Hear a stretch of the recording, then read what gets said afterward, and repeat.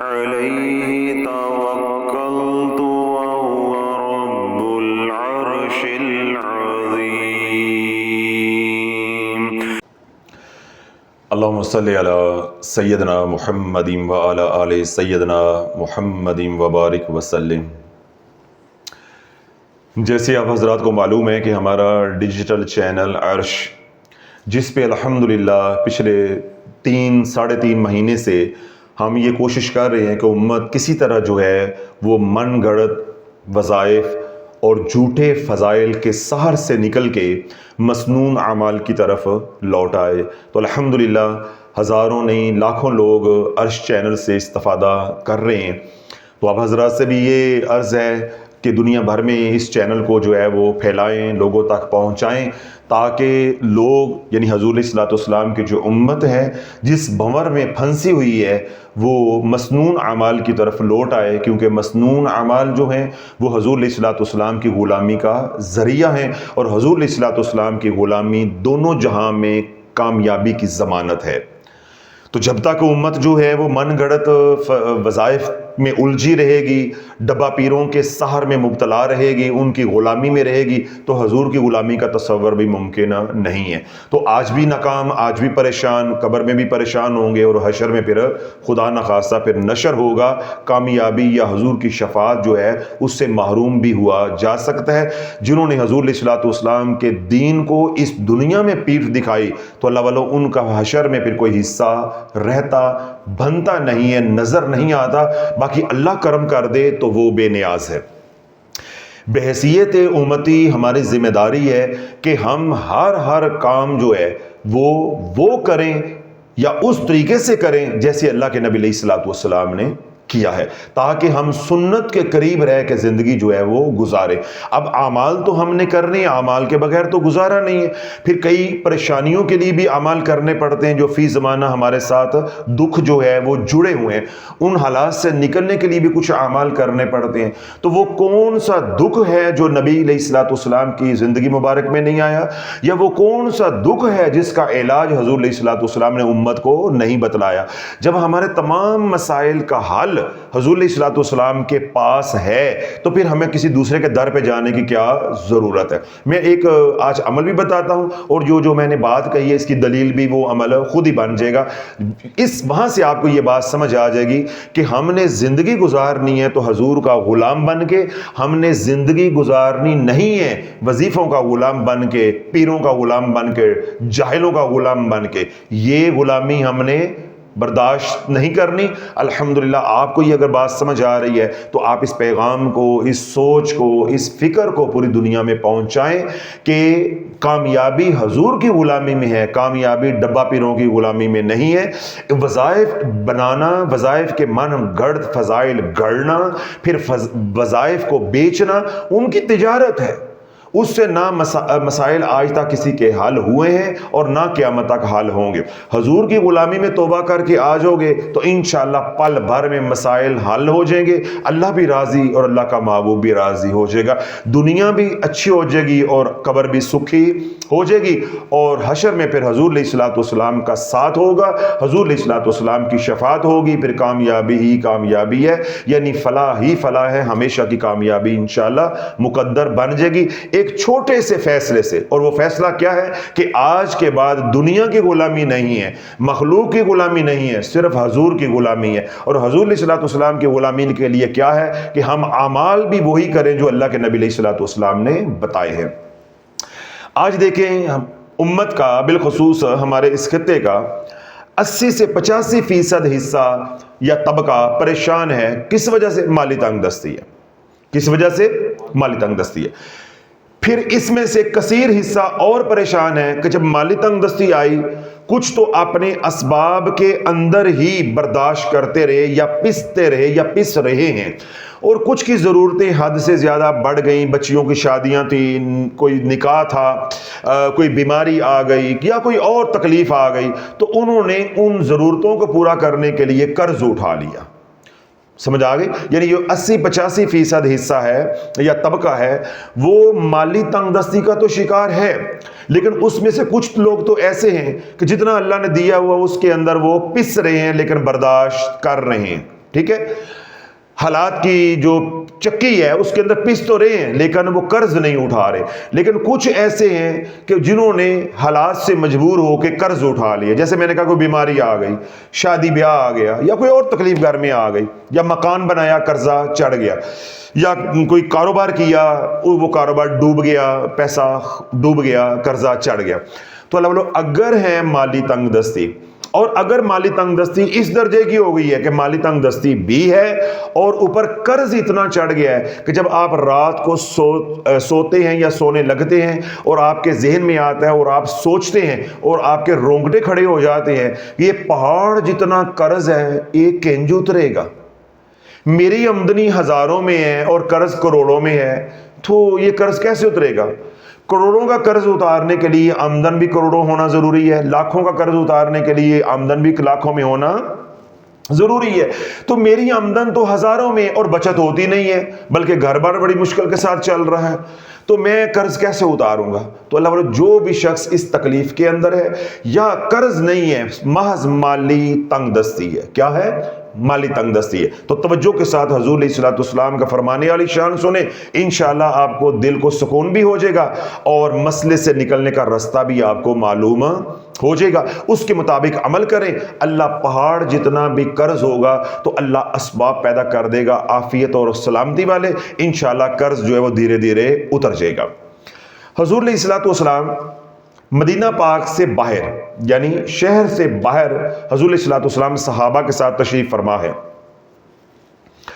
آپ کے سامنے سے ایک جنازہ گزرا، تو وہ جنازہ جو لوگ لے کے جا رہے تھے، یعنی وہ جو جنازے کے لواحقین تھے، میت کے جو لواحقین تھے، ان میں سے کچھ لوگ آئے، انہوں نے آ کر عرض کی کہ یا رسول اللہ نماز جنازہ تو پڑھا دیں. تو اللہ کے نبی علیہ الصلوۃ والسلام نے جو صحابہ پاس بیٹھے تھے ان سے پوچھا کہ معلوم کرو کہ اس کے اوپر کوئی قرض تو نہیں ہے، یعنی میت کے ذمے کوئی واجب الادا رقم تو نہیں ہے، قرض تو نہیں ہے. صحابہ نے جب جا کر تحقیق کی، ٹٹولا، تو آ کر عرض کی کہ یا رسول اللہ اس میت کے ذمے 4 درہم قرض ہے اور وہ ادا کیے بغیر دنیا سے چلا گیا ہے، یعنی مقروض ہے، 4 درہم قرض ہے. اللہ کے نبی علیہ الصلوۃ والسلام نے فرمایا کہ آپ نماز جنازہ پڑھو، میں نماز جنازہ نہیں پڑھاؤں گا، کیونکہ جو مقروض ہے اس کی نماز جنازہ میں بحیثیت نبی نہیں پڑھا سکتا، تو آپ پڑھو. اب اللہ کے نبی علیہ الصلوۃ والسلام نے نماز جنازہ پڑھانے سے کیا کر دیا؟ انکار کر دیا. صحابہ کو حکم دیا کہ آپ جا کے نماز جنازہ پڑھ لو. جب اتنی بات کی تو فوراً جبریل امین علیہ السلام حاضر ہوئے کہ یا رسول اللہ اللہ نے سلام بھیجا ہے، سلام قبول فرمائیں اور اٹھیے تیاری کیجئے نماز جنازہ پڑھائیں. یہ ہے میرے حضور کی زندگی. ہاں ابھی تو آدھی بات سنائی ہے، اکھا کھول گئیاں نے. جاؤ اپنے پیران دے کول جا کے وظیفے پڑھو، جا کے لو، جا کے 6 7 پڑھو، رجت میں مبتلا ہو اور ذلیل و خوار ہو کے مرو. اللہ کے نبی علیہ الصلوۃ والسلام کی بارگاہ میں جبریل امین علیہ السلام آئے، آ کر عرض کی کہ یا رسول اللہ اللہ نے سلام بھیجا ہے، سلام قبول فرمائیں، اور اللہ فرماتا ہے اٹھو تیاری کرو تو نماز جنازہ پڑھاؤ. حضور علیہ الصلوۃ والسلام نے فرمایا کہ جبریل اس کے ذمے 4 درہم ہے، قرض ہے، تو مقروض کی نماز جنازہ میں نہیں پڑھا سکتا. تو یہ کیا معاملہ ہوا ہے کہ اللہ نے مجھے حکم دے دیا ہے تمہارے ذریعے کہ نماز جنازہ پڑھاؤ. ذرا کان چ انگلی مار لو. اب سنو، جبریل امین علیہ السلام نے عرض کی کہ یا رسول اللہ جب آپ نے نماز جنازہ پڑھانے سے انکار کر دیا تو میرے رب نے مجھے حکم دیا کہ جا جبریل اس میت والے کا قرض ادا کر کے آ. کس کو حکم دیا؟ جبریل کو، نوریوں کے سردار کو، اتنی بڑی ہستی کو اللہ نے بھیج دیا. جا جبریل جس شخص کا اس نے قرض دینا ہے، جس شخص کا اس نے قرض دینا ہے اس کی شکل بنا کر اس کے پاس جا اور معاملے کو رفع دفع کر کے قرض جو ہے وہ لوٹا کر آ. تو میں یا رسول اللہ اس کا قرض ادا کر آیا ہوں، اب اس کے ذمے کوئی قرض نہیں ہے.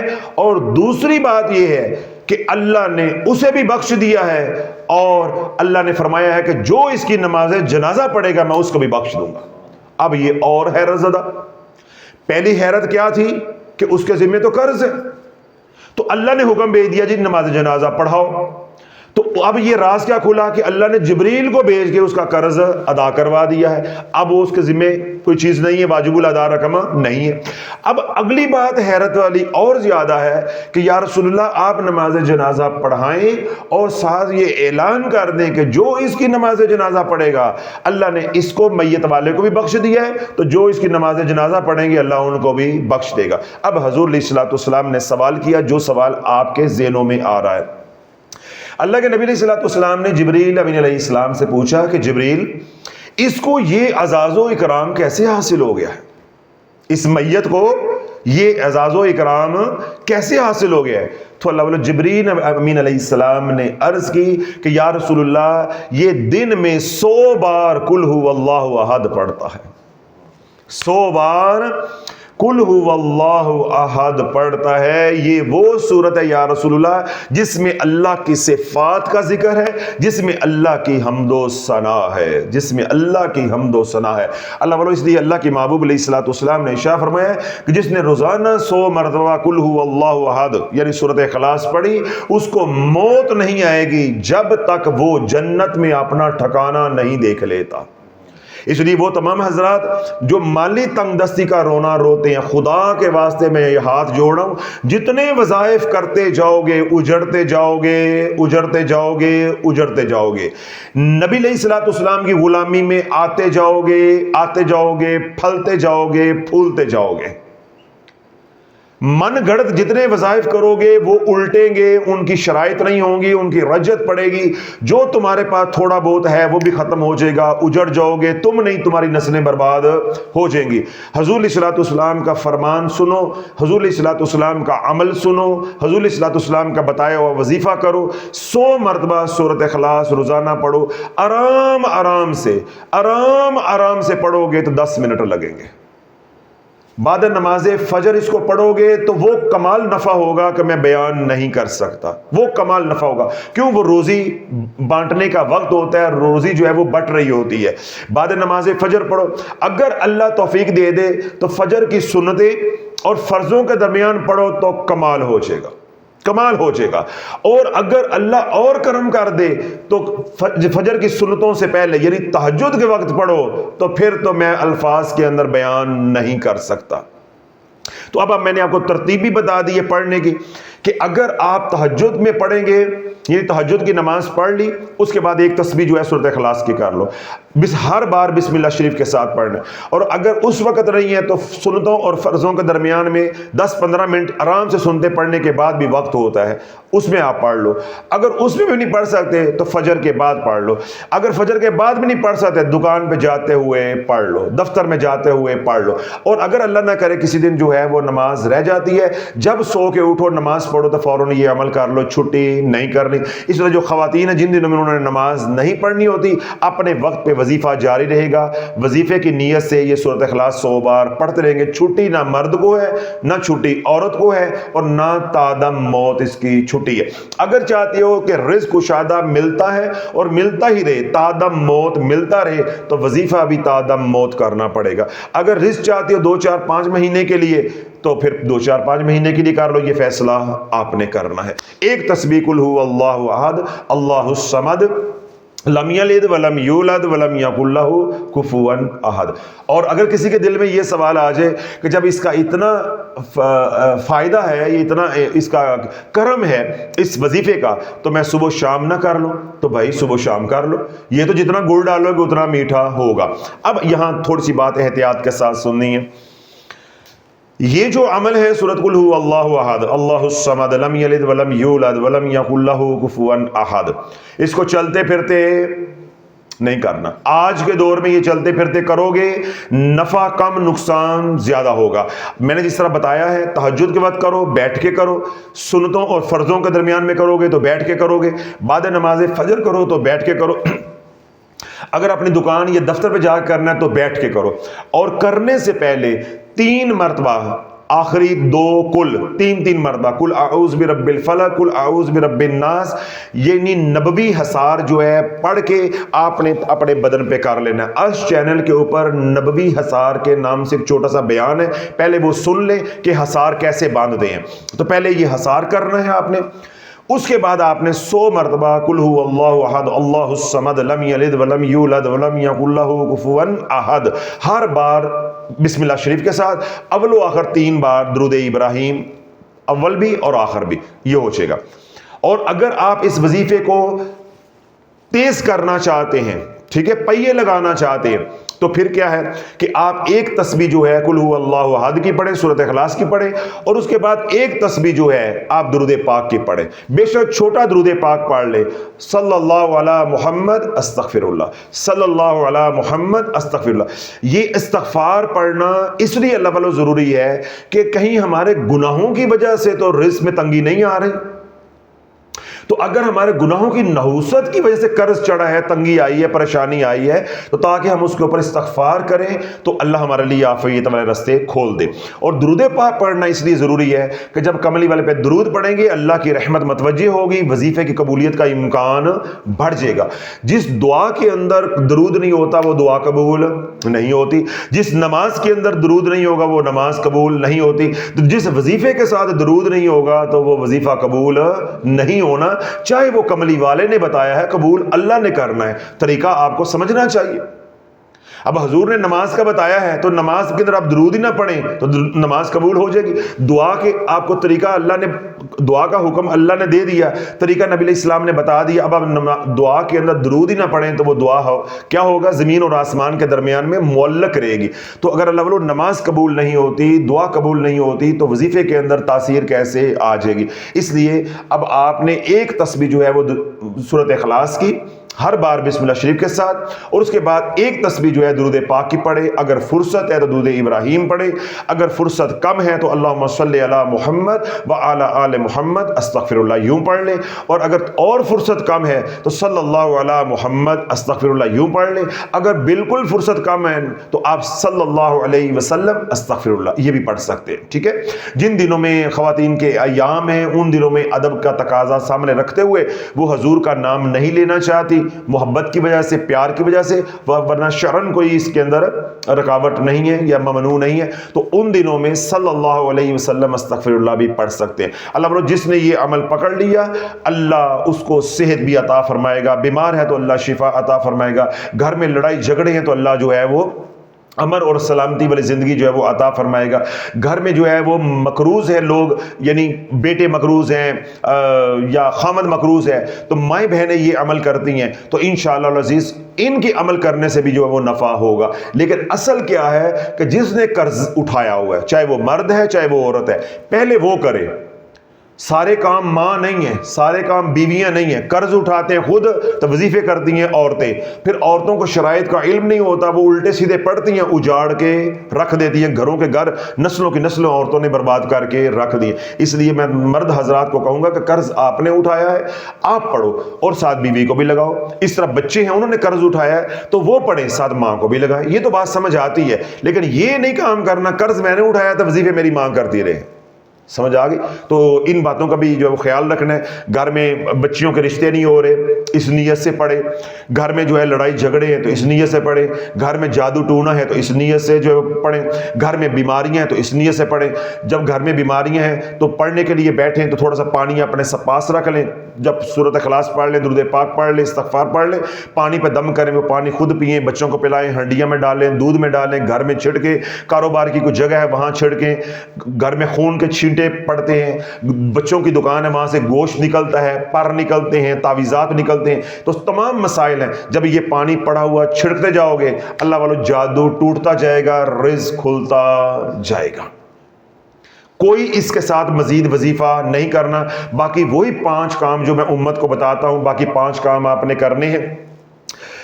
5 وقت کی نماز خضری عمل کے حصار کے ساتھ۔ خضری عمل جن لوگوں کو معلوم ہے سو معلوم ہے، جو پہلی بار آپ سن رہے ہیں یا سوشل میڈیا پہ سن رہے ہیں، ہمارا جو آفیشیل چینل ہے آرزو اس پہ جائیں، چھوٹا سا بیان ہے خضری عمل کے نام سے، تو وہ آپ سن لیں کہ خضری عمل کیسے پڑھا جاتا ہے۔ 5 وقت کی نماز خضری عمل کے حصار کے ساتھ، سارا دن کملی والے پہ درود پڑھیں گے، رات سونے سے پہلے ایک تسبیح کم از کم استغفار کی کریں گے، رزق حلال اور کمائیں اور کھائیں، آنکھوں کی حفاظت، یہ 5 کام کرنے اس کے ساتھ جب حضور کا وظیفہ شروع کر لیا پھر کوئی ورد وظیفہ، کوئی تویز داغا، کوئی اگے شاہ پچھے شاہ، کرنٹ شاہ، نیلا پیلا چٹا کالا، دبانے والا، پلانے والا، لٹکانے والا، کوئی اس طرح کا کام نہیں کرنا۔ اللہ کی رحمت پہ بھروسہ رکھو، انشاءاللہ 3 ہفتے نہیں گزریں گے اللہ عافیت والے رستے کھولنا شروع کر دے گا۔ پھر دھیرے دھیرے قرضہ جس کا دینا ہے آپ اس کا اتارتے جائیں، انشاءاللہ اللہ آسانی فرمائے گا۔ جن کا آپ نے دینا ہے اللہ ان کے دل میں بھی نرمی ڈالے گا کہ وہ آپ کے ساتھ احسان والا معاملہ کریں گے، آپ کو آسانی دے دیں گے، ڈھیل دے دیں گے، کوئی قسطوں والا نظام بنا لیں یا جیسے کیسے بھی ہے تو ادائیگی شروع کر دیں۔ اللہ سونا زندگی میں آپ کو جو ہے اس سے خلاصی عطا فرمائے گا۔ اللہ سونا جو تمام حضرات جو پریشان ہیں ان کی پریشانیوں کو دور عطا فرمائے، جو دکھی ان کا دکھ دور عطا فرمائے، جو سکھی ہیں اللہ ان کا سکھ میں برکتیں عطا فرمائے۔ وہ تمام حضرات جنہوں نے دعاؤں کے لیے کہا ہے ان کے حق میں اللہ ہماری دعاؤں کو قبول و منظور فرمائے، اور وہ تمام حضرات جو دنیا بھر میں ہمارے سے محبت کرتے ہیں، اللہ کی رضا کے لیے پیار کرتے ہیں، جو ہمارے لیے پیار بھری محبت بھری دعائیں کرتے ہیں، اللہ ان کے حق میں بھی ہماری درخواستوں کو قبول و منظور فرمائے۔ جو مانگے ہے وہ بھی اللہ عطا فرمائے، جو نہیں مانگ سکے ہماری ضرورتیں ہیں بن مانگے اللہ عطا فرمائے۔ سبحان ربک رب العزت عما یصفون وسلام علی المرسلین والحمد للہ رب العالمین۔